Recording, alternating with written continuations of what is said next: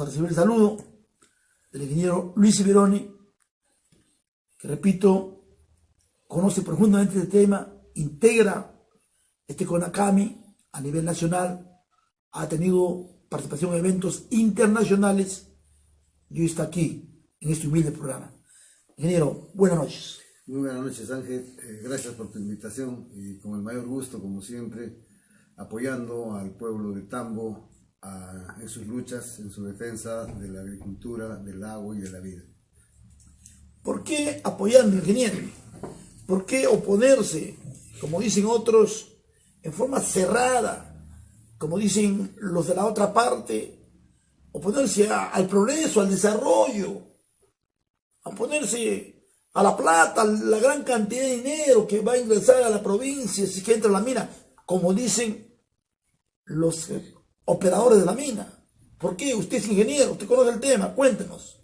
Precisamente hay acá una tergiversación de la forma como debe tratarse la minería. La minería actual es la misma de hace 50 años. La misma forma cavernaria de desarrollar las actividades de minado, la metalurgia de los metales, es la misma, no ha cambiado. Hablan de tecnología de punta, sí, es tecnología de punta, pero para reducir personal, para reducir mano de obra, para tener ventajas competitivas. Por ejemplo, instalan una faja y te eliminan a los choferes, a los transportistas que manejan los camiones. Te instalan sistemas de, más que todo, ahorro de derechos, ahorro en pago de suministros, en pago de beneficios laborales. Eso es lo único que han hecho siempre. Te contratan, por ejemplo, se compra una maquinaria que transporta 400 toneladas de mineral y eliminan los camiones a 10 choferes. Y eso es lo que han hecho. De ninguna manera han cambiado la tecnología. Y existe maneras de mejorar las operaciones mineras, un poco más caras, pero no lo quieren, no les da la gana de hacer, porque a nosotros nos han tratado desde que empezó la metalurgia, la minería en el Perú, cuando vinieron los españoles, de la misma manera, esclavos, sumisos, y si no les aceptamos las reglas de juego de los empresarios mineros, nos botan a la calle, y la calle está bien fregada, pues, ¿no? Eso es lo que está pasando, por ejemplo, los trabajadores mineros de Hilo y del Sao del Perú, en Hilo y Moquegua, ¿no? En Moquegua y Tacna. Han logrado un laudo arbitral a favor del incremento salarial de los trabajadores, y la empresa no le da la gana de aceptar, a pesar de que el laudo arbitral tiene mandato de ley. No acepta la empresa, ha impugnado el laudo arbitral. Entonces, hay ancianos ya, ex trabajadores de Estado, que se les debe acciones laborales, acciones patrimoniales, porque la ley decía antes que las utilidades debieran proporcionárseles, también dárseles a los trabajadores, para que con el tiempo pudieran llegar al 50% y ser socios de la empresa. No les ha dado la gana, tienen el dinero, tienen juicios ganados en la Corte Suprema de Justicia y no les da la gana de cumplir. Simplemente es capricho de la empresa. Y ese dinero que pertenece a los trabajadores lo han invertido en Cuajone y lo han invertido en la construcción de la planta de producción de ácido sulfúrico en Hilo. Entonces, ese desconocimiento de derechos lo hacen profesamente para agredir al peruano, agredir al trabajador, porque son extranjeros que solamente entran en función del beneficio que puedan lograr. Acá los que están pensando que la empresa tiene corazón, tiene hígado, tiene vísceras, es compuesta por seres humanos, es falso. Acá ellos son cavernariamente crueles. Por eso es que no les importa. La presencia, si se diera la explotación minera de Tía María Tapada, van a destrozar, así, entiéndanlo, van a destrozar el valle. Les hemos demostrado, se han presentado pruebas para decirles que esa forma de minería es catastrófica. Ahí están los desastres que han generado en Hilo, en Moquegua y en Tacna. El desastre de Quisque, en Apurímac, se han barrido un pueblo. El pueblo de Quisque, en el proyecto Los Chancas, lo han desaparecido. Sin embargo, la empresa ha sido absuelta en la Corte Suprema de Justicia. No ha habido ningún tipo de indemnización a las casas que se han borrado, al colegio que han borrado, porque ellos se propusieron construir una carretera de acceso a la mina, sin pedir permiso a la comunidad de Tapairigua.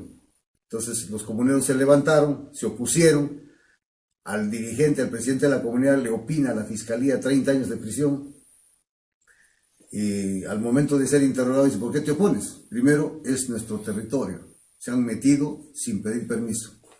Segundo, si hacen la carretera por ese sitio, el cerro se viene abajo. Vinieron las lluvias, el cerro se vino abajo y barrió el pueblo de Quisque. 30 casas, la escuela, la iglesia, parte de su estadio, hasta ahorita, hasta el día de hoy, está taponeado el río Antabamba con los escombros. Y la SAUDER insensible, ganaron el juicio en la Corte Suprema de Justicia, seguramente bajo soborno, como es costumbre de la SAUDER, y el cura declara que nunca hubo iglesia, la UGEL declara que nunca hubo colegio. Entonces nosotros hemos ido a la Vicaría de Abancay y hemos conseguido partidas de nacimiento de estos niños que nacieron en Quisque, que había iglesia ahí. Hemos ido al UGEL de Abancay y hemos conseguido documentos certificados de estudio de los niños en primaria, y hemos recurrido a la Corte Interamericana de Derechos Humanos. Después de 11 años, la Corte Interamericana de Derechos Humanos dice que ha habido violación de derechos y el Estado no ha protegido al peruano que estuvo en este caso de víctima. Fíjate, hasta ese extremo, y aún todavía estamos esperando que llamen a los interesados para que vayan a Costa Rica a defender sus derechos. ¿Cómo así SAUDER, la empresa minera, ha hecho daño, usted dice, en Tacna, Moquegua? Cuando menciona y pone como ejemplo cómo allí en Moquegua y en Tacna convive la minería con la agricultura. ¿Qué daño ha hecho la agricultura? Allá usted vive en esa región y puede contarnos, porque conoce el sitio y sabe qué afectación ha tenido o no ha afectado a la agricultura. Mira, en el caso, por ejemplo, de los 5 desastres que SAUDER ha generado en el sur, el primer desastre lo generan las explosiones de los tajos Toquepala y Cuajone. A nosotros en Tacna y Moquegua nos da agua, genera los escorrentías, los ríos Torata, Tumilaca, Toco, el Caplina, el Caplina y el Sama, el Ocumba, lo genera el arco glaciar de Arundani. Es un arco glaciar que hacia el sureste da agua a Tacna y hacia el noroeste le da agua a Moquegua. De ahí nacen las escorrentías del río Torata, del río Tumilaca, que forman el río Moquegua, y el río Toco, que es el que alimenta Pasto Grande, es el más grande. Entonces, ese glaciar, sus filtraciones generan los caudales matrices y se alimenta estos ríos. Hasta 1976, que empieza el Tajo Cuajone, los ríos Tumilaca y Torata tenían un caudal de 1.500 litros por segundo. Cuando empiezan los bombardeos del Tajo Cuajone, empieza el calentamiento, porque los gases que salen del Tajo, como lo voy a demostrar acá, salen a 1.500 grados, porque son detonaciones de ANFO, nitrato de amonio y petróleo, emulsión poderosa, que genera gases a 1.500, como reitero. Este calentamiento ha impactado el glaciar, que ahora ya no es glaciar, porque el glaciar es hielo pegado a la roca, ahora es nieve, es arco nival, es suelta, ocasional, de poca persistencia. Entonces estos ríos han bajado a 750, es decir, al 50% de lo que cargaban históricamente. Es más, le van a sumar el Tajo Queyabeco. Se desapareció el agua en Moquegua. Con esto desaparece Moquegua. Entonces, ese calentamiento está generando un desastre de déficit hídrico tanto en Tacna como en Moquegua. Las explosiones del Tajo, con estos gases calientes, disipan la humedad relativa de la atmósfera, que es la que justamente genera las lluvias. Por eso es que en la zona de Cuajone, la zona de Pasto Grande, no está lloviendo, porque el calentamiento, además que han aumentado el número de disparos, antes eran 20, 30, ahora están disparando 200, 250 disparos diarios. ¿En qué consisten? En hoyos de 35 a 60 centímetros de diámetro por 16 metros de profundidad, rellenados con nitrato de amonio y petróleo, que es el ANFO. Este explosivo genera una onda sísmica de 4.000 metros por segundo, es un terremoto. Esto raja con minuta la roca, sin embargo los ingenieros de SAUDER dicen que son microexplosiones. Es decir, siempre con la sorna, la cachita, el son de burla, decir que son microexplosiones. El ANFO genera una tremenda onda sísmica, un terremoto. Los gases que salen de la explosión del Tajo son gases nitrosos. Tú puedes ver la coloración de los gases cuando salen, son color rojizo y color amarillento. Estos gases nitrosos en la escala de efecto invernadero para el calentamiento global, el impacto a la capa de ozono que nos protege de la luz violeta, como 1 los gases carbónicos, como 20 el metano y como 60 los gases nitrosos, pero a temperatura ambiente. Están saliendo a 1500 grados, entonces el impacto a la capa de ozono es enérgico. Por eso es que en el sur peruano se nos recomienda que estemos usando bloqueadores para que no nos dé cáncer a la piel. ¿Qué cosa puede haber generado tremenda ruptura de la capa de ozono? A ver, mira, en Chuquicamata, Chile, Escondida y Alto Norte en Chile, Toquepala, Cuajone, Cerro Verde, Tintaya, Las Bambas, tremendas, diariamente 300, 400 explosiones en cada una de estas unidades han emitido una cantidad de gas nitroso que ha perforado la capa de ozono. Y nosotros tenemos que estar sufriendo el riesgo de adquirir cáncer a la piel. Entonces, con Arequipa, ¿no? Es que la insolación, la cantidad de radiación que recibes está entre 12, 14, 15, ni en Lima está en 8, en 7, ¿no? Y acá es terrible. Ese impacto nunca lo han evaluado. Es la forma esa de hacer minería, de usar el ANFO. El otro impacto que genera las explosiones del Tajo es que, mira, un valle, como el Valle de Tambo, transpira, las plantas transpiran y generan una humedad en el ambiente. ¿Cómo funciona una planta? El brote expulsa agua, lo que se denomina la transpiración. Eso hace que la raíz chupe el agua del terreno. Esa humedad aquí en Tambo, de enero a diciembre, es del 85 al 95%. Constante, lo que denominan la camanchaca, la niebla, el rocío, toda esa parte es aparte que se suma la brisa marina. Entonces, esta humedad, al momento que van a empezar a sentir el soplete, la cantidad de gases calientes a 1500 grados del Tajo, se va a disipar, se va a secar. Las moléculas de agua que están en el ambiente, en la Camanchaca, van a elevar su cinética y se van a desaparecer de la zona, van a calentar. Entonces el clima, que hoy día es húmedo, va a ser seco. Entonces las plantas van a entrar en estrés de marchitez, porque una cosa es sudar cuando hay humedad y otra cosa es sudar cuando está seco. Sudas más y entras en necesidad de agua y entonces entra en estrés de marchitez y el rendimiento agrícola va a reducirse al 30, al 40%.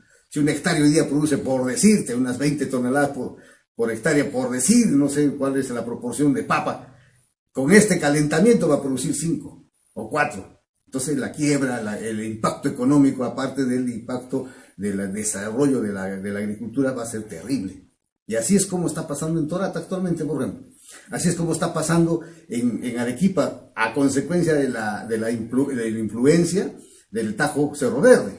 Pues tú ves al Misti en la mañana bien bañadito, bien vestidito, blanco, está hasta 1 kilómetro abajo, ¿no? A las 12 del día, después de las explosiones, pelado el Misti.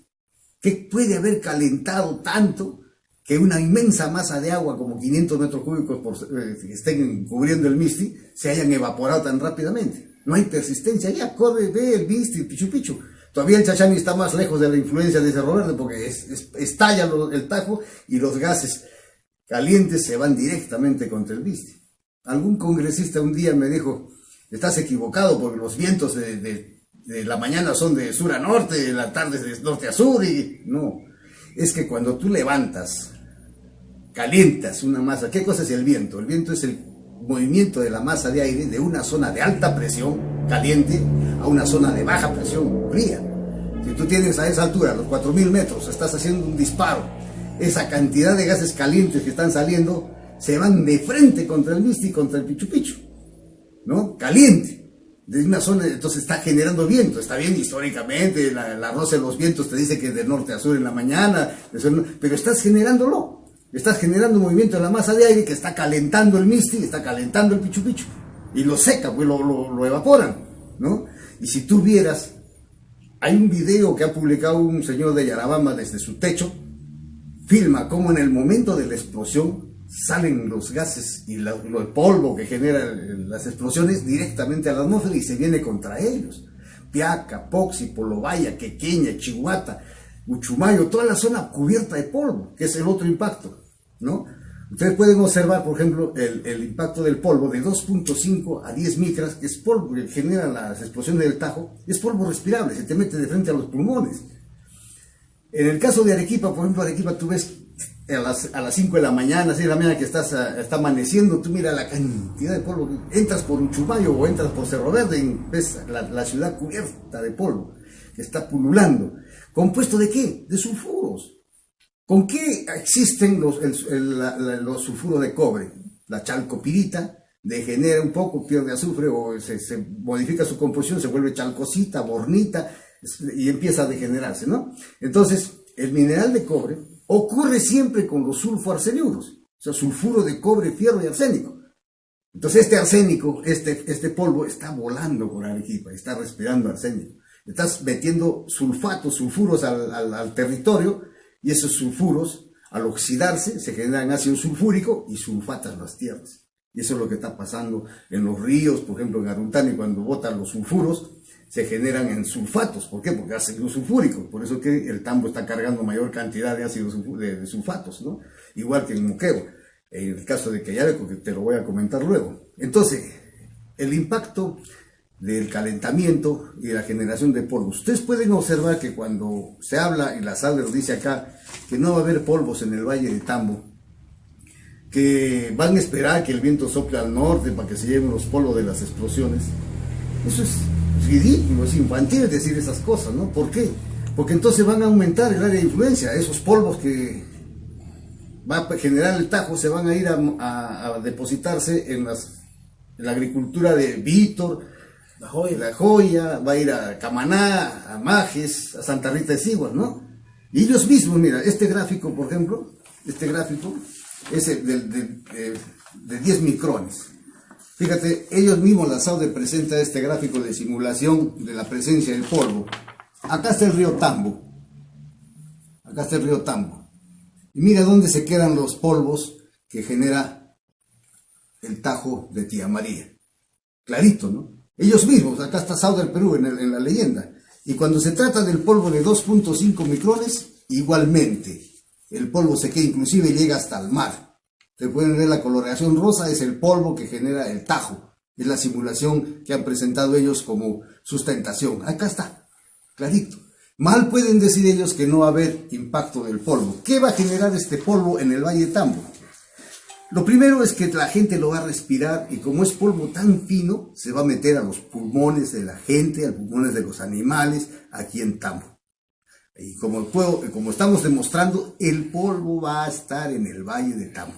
Segundo, se va a depositar sobre las hojas de las plantas, haciendo dos impactos. Primero, al cubrirse las hojas de las plantas con polvo, ya la función de la hoja, que es hacer la fotosíntesis, se anula. Se anula porque es una capa que va a impedir que la luz solar incida sobre las hojas. Por lo tanto, la fotosíntesis se anula. Y segundo, como es polvo sulfuroso, al momento que toma contacto con la humedad, empieza a oxidarse y ese azufre empieza a hacer ácido sulfúrico y se hace heridas. Las plantas se ponen estomas, heridas, huecos, se destroza.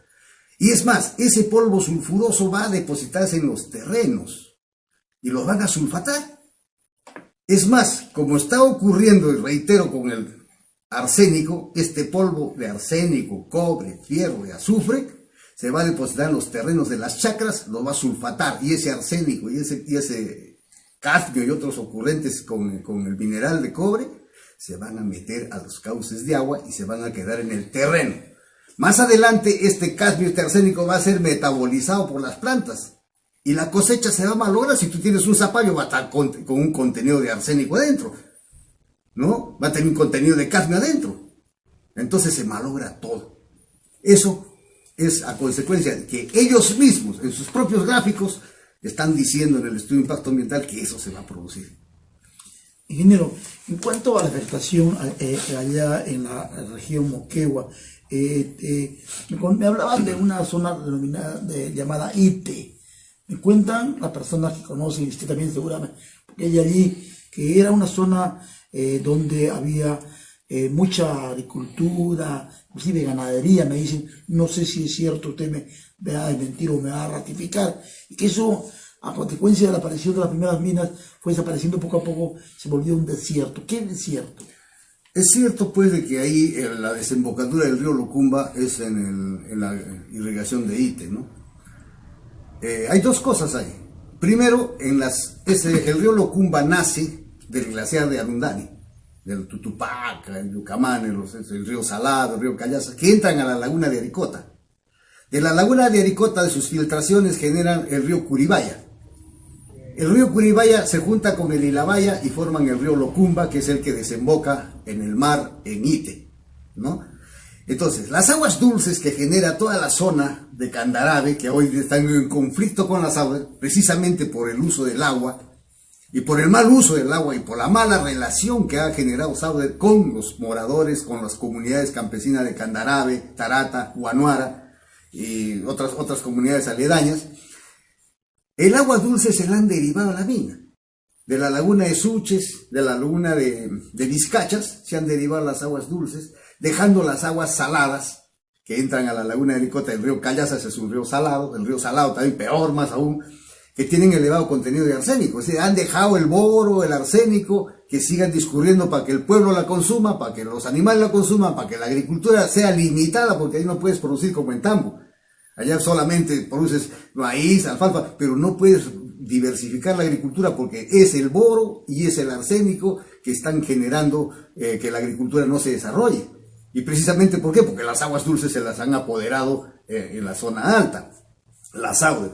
Por otro lado, estas aguas, hay una quebrada, la Cimarrona, la quebrada Honda, ahí depositaban ellos el relave directamente por esas quebradas y lo mandaban directamente a la playa. Durante casi 50 años, 40 y tantos años, 1.600 millones de toneladas de relave, ¿no? Que han entrado directamente a la playa de Ite. Ahí está totalmente invadido por los relaves que se han movido 50 kilómetros hacia el norte, hacia Hilo, copando toda la playa del sur, desde Ite hasta Hilo, 52 kilómetros llenos de relaves. ¿Qué genera estos relaves? Es cierto que la Sauder ha hecho una vitrinita. Hay un pequeño porcentaje de esta área afectada que han sembrado totora, han sembrado hierbas ahí, han hecho pozas con el relave, le han estado ahí esperando que se termine de degenerar los sulfuros, los minerales, y una vez que ha sido así le han echado humus, ¿no? Un poco de arcilla y ahí han sembrado totora. Y se han hecho pequeños bosques, pequeños cultivos ahí, donde vienen pues aves migratorias y se posan ahí, están ahí, comen los camarones que con la justa, mira, el camarón ha desaparecido ahí. Y los que están saliendo no duran ni siquiera 2 días. Porque la quitina, la cáscara, la concha que tiene el camarón es clarita, bien débil, se degenera rápidamente. Entonces en esta zona, por ejemplo, más o menos 1000, de ahí a la playa, toda la playa está infestada de sulfuros, de sulfatos de cobre, sulfatos de fierro, arsénico, todas las zonas blancas, como el arsénico se ha liberado ahí. Inclusive, en la supervisión de SGS antes del PAMA, se demuestra cómo el arsénico está en la playa, en el mar, ahí a disposición. Hacia adentro se concentra más. Ese relave adentro tiene 15% de cobre y tiene 30 partes por millón de arsénico. Entonces, eso se ha movido hasta Hilo. ¿Qué ha generado esto? Que el fondo marino, desde Ite hasta Hilo y hacia el sur hasta Meca, la caleta de Meca, se haya formado un fondo marino de estos materiales tóxicos. Y justamente en este fondo marino se crían las especies bentónicas, que son el choro, la lapa, la ostra, el caracol, la tolina, la almeja, ¿no? Y estos moluscos metabolizan, filtran estos metales pesados y los incorporan a la parte comestible, a su músculo. Y eso es lo que hemos estado comiendo. Tú puedes observar, por ejemplo, lo que ha sucedido el año pasado. El mercado Wong recibió choro de Hilo. Lo van a analizar y encontraron elevado contenido de cadmio, zinc, níquel, porque el cadmio ocurre con el zinc, el níquel, el plomo y el arsénico. Entonces el Choro estaba envenenado y lo rechazaron. Sanipes, que es el organismo fiscalizador de las actividades de captura y actividades pesqueras, prohibió que tanto en el relave, en la zona de los relaves, donde está la presencia concentrada del relave, y en la zona de las escorias de la fundición en el norte de Hilo, prohibido la pesca de estos moluscos, porque están envenenados. Los pescadores ahí se sintieron afectados porque no, empezaron a protestar contra Sanipes. Pero ¿cuál es primero? Pues la protección de la vida. ¿Y quién generó esto? La Sauder Perú. El envenenamiento de las especies bentónicas, que es consecuencia final el envenenamiento de los seres humanos. El estudio de impacto ambiental, el segundo, el primero tuvo observaciones de la UNOPS, ¿no? Tanto de ATEVIA, porque es una asociación técnica del Ministerio de Energía y Minas, que evalúa estos complejos sistemas, y la UNOPS, ¿no? Con el PNUD, Naciones Unidas para el Medio Ambiente, ¿no?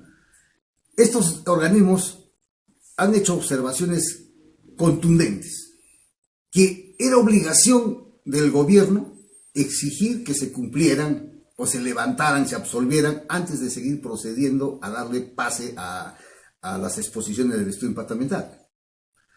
¿Por qué no lo han hecho?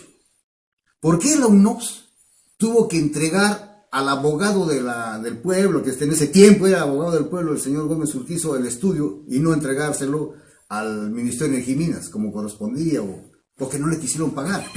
Y no le quisieron pagar sencillamente porque el gobierno, al ver que era desfavorable a la empresa, no le quisieron pagar a la UNOPS.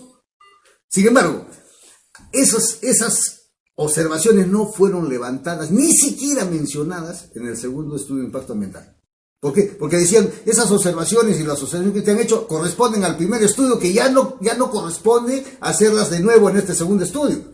¿Cómo? ¿Ha cambiado el valle? ¿Ha cambiado la superficie? ¿Ha cambiado los fenómenos físicos? ¿Ha cambiado la línea de base ambiental en ese tiempo? Tanto así que no se puedan permitir. Si no fueron absueltas, tenían que volverse a reformular, pues. ¿No es cierto? Lógico. Sin embargo, el ministerio dice, y la SABA dice, no, eso fue al otro estudio, a este no le corresponde que ustedes le hagan esas observaciones que has escuchado que las estoy mencionando. No corresponde. No corresponde tampoco levantar las observaciones del UNOPS, porque esas fueron hechas a otro estudio, este estudio es otro. Con ese tipo de argumentación se hace comer el cerebro a los funcionarios del Ministerio de Energía y Minas. Muy bien, por el hecho de que el ingeniero Hugo Rivera, que fue el que sustentó estas observaciones, recomendando al señor Juan Guillén, ya no como alcalde, sino como persona, presenta la impugnación a esta resolución de aprobación del estudio de impacto ambiental. Mira cuántos años han pasado. 2015. 2015 hasta la fecha. Recién ya llega a la Sala Suprema y mañana se va a resolver. Mañana 19. Pero hay una cosa importante que tú has mencionado, hay una medida cautelar que se presentó. ¿Por qué se le da licencia a la Sauder si antes había un conflicto judicial? ¿Qué dice el artículo 139 de la Constitución?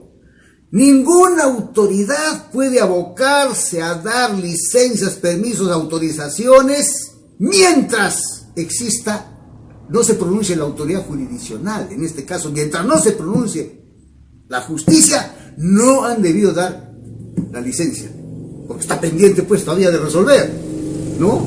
Entonces, sabiendo el presidente de la República y sus asesores que no debían haberlo hecho porque hay un conflicto, es lo mismo que ha pasado con las aguas de Chincuna y Vizcachas, ¿no? La resolución 331 de la Autoridad Nacional del Agua, que se la aprueban cuando había un conflicto en la justicia impugnada por la Junta de Usuarios, ¿no? ¿Y qué ha pasado? La han anulado la resolución y ahora a Quellaveco ya le han autorizado construir la represa, estuvo construyendo, ya le han autorizado colocar las tuberías y hacer varias obras hidráulicas y ahora no tiene resolución de sustento, ¿no? Se jodió Quellaveco porque ha metido billete ahí y bajo su responsabilidad, pues, ¿no? A juicio del Estado, ¿por qué me has autorizado sabiendo que no debías hacerlo? ¿Qué sé yo? Entonces, por esas razones, hermanos, tenemos la esperanza de que aún los Carguancho estén en esa Corte Suprema de Justicia y fallen a favor del pueblo y que mañana sea definitivamente anulada ese estudio de impacto ambiental y que anulen también la licencia de construcción, hermanos. Mañana 10 de la mañana en Lima se lleva a cabo esta audiencia importante que no lo habían anunciado mucho, ¿no? Hoy estuvimos en el Valle, estamos conversando con un abogado y acá en el camino con el ingeniero Ciberone. Es algo que de repente no lo recordábamos. 2015, imagínense, ya parecía que lo habían encarpetado, lo habían archivado. No, se ha fijado fecha casualmente para el día de mañana, 19, para la audiencia en la cual puede quedar sin efecto el estudio de impacto ambiental y ya no pensemos en licencia de construcción, porque muere automáticamente, porque no puede haber licencia de construcción si no hay estudio de impacto ambiental, que va a ser anulado prácticamente. Tenemos confianza, todavía fe en la justicia peruana, ¿no es cierto? Y por último, ingeniero, como repito, nuestro enemigo es el tiempo. Usted de Hilo, ¿cuánto tiempo usted vive en Hilo? 45 años. 45 años vive en Hilo. Sí. Le digo esto porque se pregona, se menciona, se propagandiza y se utiliza inclusive a profesionales moyandinos que no viven aquí, que vienen una vez al año, para hacer comparaciones, diciendo que Hilo, donde usted vive, yo lo he visitado en Hilo, hemos conversado en Hilo, conozco que usted vive en Hilo, 45 años, ha crecido desmesuradamente, ha desarrollado, hay moles, hay edificios de 6, 5 pisos, hay un progreso tremendo gracias a la minería. Gracias a la minería, Hilo nos supera. Hay un estándar, o sea, en cuanto a los porcentajes de pobreza son mínimos comparados a los de Mollendo o a los de la provincia de Islay. Hay más trabajo, hay menos pobreza, porque la mina ha hecho posible eso. Usted debe estar viviendo súper bien gracias a la mina. Cuéntele a la población porque usted vive allí. Oye, ¿quién ha dicho eso?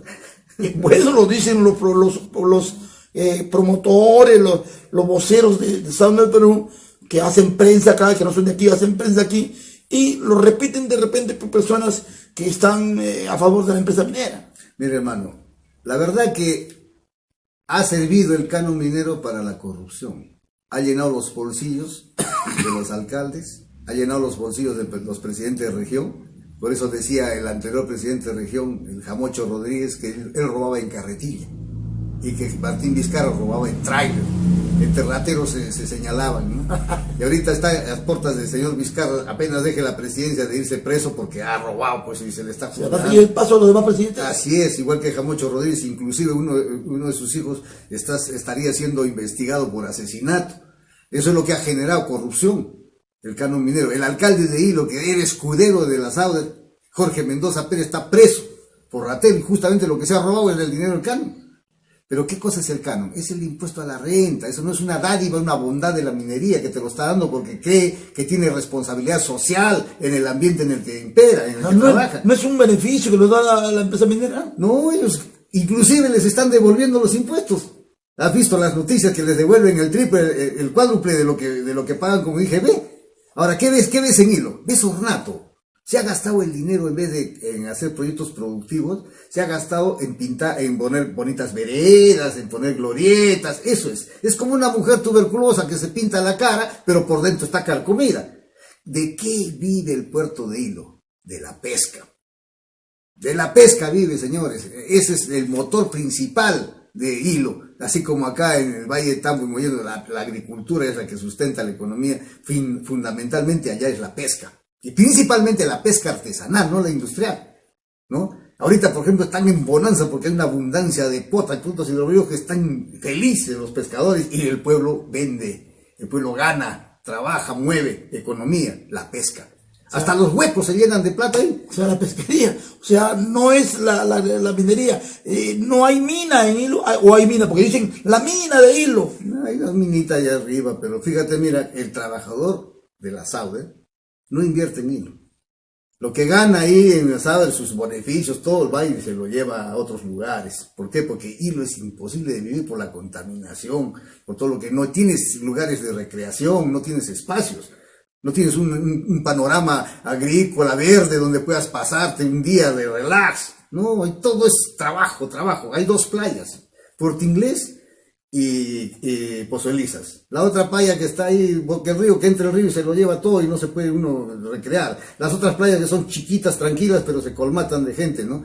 Pero, desgraciadamente, hay falsa información. Todo el mar contaminado, hermano. ¿Cómo vas a vivir feliz? Pues estás tragando mariscos con elevado contenido de tóxicos. ¿Cómo vas a estar feliz si tus hijos están envenenados con arsénico a consecuencia de esto? Es igual que en Moquegua, Yacango tenía un manantial puro de miles de años. Ahora resulta que tiene cadmio y arsénico los niños envenenados. ¿Por qué? Por las operaciones del Tajo Cuajone. Entonces ahora me explico, ingeniero, que la vez pasada que usted vino a Mollendo, me decía, quiero comerme un ceviche en Mollendo, quiero comerme mariscos de Mollendo. Yo decía, ¿por qué si allá en Hilo hay? ¿Por qué se quiere comer mariscos mollendinos? Acá está libre de contaminación, allá lo tienes a la mano, sí, pero lo tienes envenenado, pues. Y eso es cierto, acá no hay que, ahí están las pruebas al canto, yo tengo toda la documentación del Ministerio de Salud, de todo lo que hemos vivido respirando humo, ahorita mismo. ¿Qué ha pasado? Que las normas ambientales decían 80 miligramos por metro cúbico de aire de gas sulfuroso, 80. No, que la sal no puedo cumplir el estándar. Han modificado la reglamentación, hoy día son 250. O sea que están echando más gas sulfuroso a la atmósfera de Hilo. ¿Te das cuenta? Le permite quién, el Estado. Y eso es lo que está pasando, por ejemplo, con el oro de Tía María, que dice que no lo van a sacar. No lo van a dejar ahí. Dice que no lo van. ¿Y cuánto hay ahí? Hay 3.500.000 onzas de oro, 3.500 millones de dólares en oro. No cabe en la lógica que un empresario minero vaya a dejar 3.500 millones de dólares en una quebrada. ¿Por qué lo dicen? Porque el decreto legislativo 708, que dice, que se llama Fomento a la Inversión Minera, dice: cuando un titular está autorizado para una sustancia, en este caso cobre, perdón, puede cambiar de sustancia con una simple declaración. O sea, el gobierno a partir de ahora saca oro, pero no toman en cuenta que la explotación o el beneficio del oro es con cianuro de sodio y mercurio.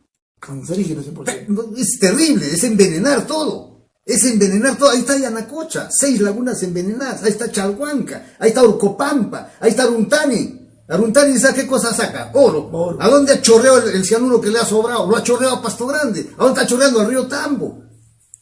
Ya sin ninguna conmiseración. Es que lo que prima a ellos es la angurria de tener dinero y no la protección de los que van a estar más abajo afectados.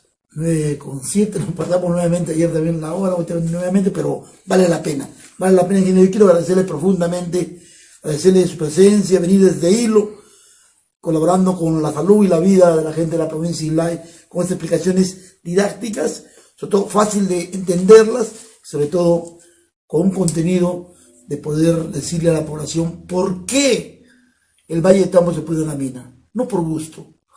El ingeniero no vive en el Valle de Tambo, cuánto quisiera vivir, siempre nos lo decía, pero vive en Hilo. Y todo lo que se dice y se habla de Hilo, no todo lo que brilla es oro. Por fuera flores y por dentro temblores. Yo decía siempre, es como una mujer con cáncer generalizado, bonita, hermosa, buen cuerpo, buena cara, pero con cáncer generalizado por dentro. Es lo que quieren volver, así quieren volverlo al Valle de Tambo. Por eso se oponen a la minería. Generalmente, gracias por venir, gracias por quitarle su valioso tiempo. Sé que mañana vamos a estar en el Valle de Tambo junto a Nicolás Lucas, vamos a estar también allí, nos han invitado. Y su palabra de despedida de toda la gente que nos está viendo a través de Sin Pelos en la Lengua, el original.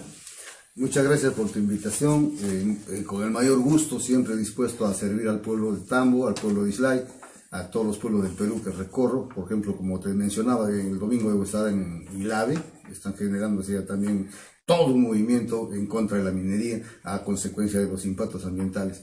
Yo quiero solamente felicitar a los hermanos del Valle de Tambo que están defendiendo su vida, la vida de la despensa principal del sur. Y adelante, hermanos, agro sí, mina no. Gracias al ingeniero Luis Iberoni. Amigos, nos hemos pasado la hora, pero valió la pena.